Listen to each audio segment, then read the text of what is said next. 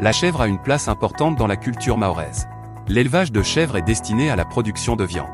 Il est pratiqué de manière traditionnelle, c'est-à-dire dans des enclos en extérieur avec abri, grâce à une très bonne adaptation des animaux au contexte mahorais.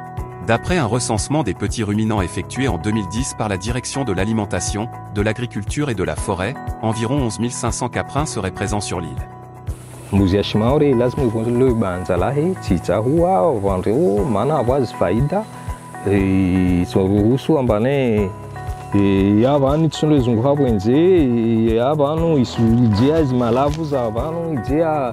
climat donc nzangu mana pa par na jeni to abinga vanu na kala faransa afrika rais swafirei zatu sianga matu mezai kufungia swafirei fitunganga bengi retu ya mana retu bengi kimaori reum resiste zuva reum resiste mahadeni reum resiste bukoroti charitiret ni tu par rapport à mtia kumisboeri au dépense martu.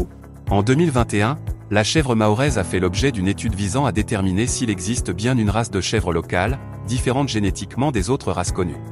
Pour déterminer les caractéristiques de la race caprine de Mayotte, des données morphologiques et biologiques ont été collectées sur 200 caprins de plus d'1 an provenant de 45 élevages répartis dans toute l'île. Le phénotypage a consisté à mesurer les dimensions corporelles, par exemple, la hauteur au garrot, et à relever plusieurs paramètres qualitatifs de coloration et de morphologie, couleur de la robe, forme des cornes et des ongles en particulier. La mission de l'ACAPAM s'inscrit dans le cadre du projet RITA, qui est initié par rapport au projet de caractérisation de la filière caprine à Mayotte. Nous avons 3 volets. Premièrement, diagnostiquer et recenser les éleveurs à Mayotte, puis après l'accompagnement sur le conseil. Donc on a recensé tout l'ensemble de Mayotte, nord, sud et au centre par rapport à ce dispositif. Puis après, nous avons conseillé les éleveurs par rapport au choix de la race. Et la 3e volet, c'est l'accompagnement des éleveurs par rapport à un dispositif, soit une association pour la sauvegarde de la race à Mayotte. Donc, concernant les résultats de l'étude, la population de chèvres mahoraises est très diversifiée au niveau du phénotype, donc au niveau des caractéristiques physiques. En moyenne, une chèvre mahoraise mesure 58 cm de hauteur et pèse 35 kg pour une chèvre adulte. La couleur des poils est très diverse dans la population. Donc on retrouve des animaux de couleur noire, rouge foncé, rouge clair, fauve, roan, gris ou blanc. Il y a des animaux avec des poils courts sur tout le corps, des animaux avec des poils longs au niveau du cou, du dos et des pattes arrière, et des animaux avec des poils longs sur tout le corps. Donc au-delà des caractéristiques physiques, on a également regardé au niveau génétique si la population était homogène. Donc pour cela, on a fait des prises de sang sur une centaine d'animaux et on a extrait et analysé leur ADN. On a comparé donc les résultats des analyses ADN avec les données qu'on avait sur des bases internationales caprines et cela a montré que la chèvre de Mayotte est homogène d'un point de vue génétique, donc elle forme une race à part entière.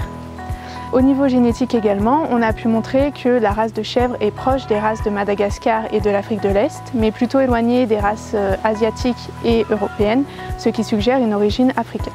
Jusqu'à présent, aucune identification individuelle des petits ruminants n'a été mise en place à Mayotte. C'est pourquoi l'évolution des effectifs de cette population d'animaux adaptés aux conditions locales est difficile à estimer. Ce que l'on peut dire, en revanche, sur la base des chiffres issus de plusieurs enquêtes, c'est que la population de chèvres mahoraises serait en fort déclin au profit d'animaux métis, croisés avec des races dites exotiques. Les croisements sont par exemple pratiqués avec des animaux de race Boer, qui sont plus grands, mais aussi plus fragiles que la chèvre mahoraise. La conséquence des pratiques de métissage est qu'il existe un réel risque d'extinction de la race locale. Pour éviter cela, des stratégies de gestion des différentes populations caprines doivent être définies rapidement avec les acteurs locaux.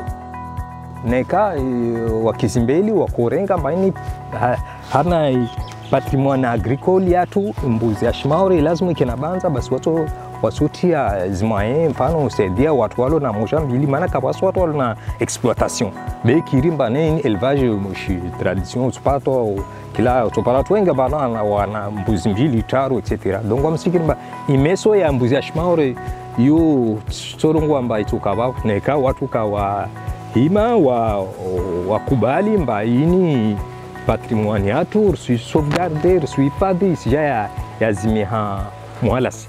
Tarimy hanigny tsara. Ny akasy nyama amena hanigny tsara, ampandrina mahala tsara, na mahita mahazo faidandreo io.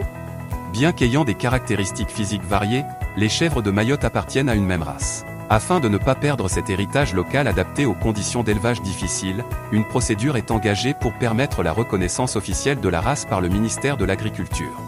Dans le futur, cette reconnaissance devrait permettre la mise en place d'un suivi exhaustif de la population et des effectifs, d'attribuer des aides aux éleveurs ayant des chèvres locales et de mettre en place des programmes de conservation de la race.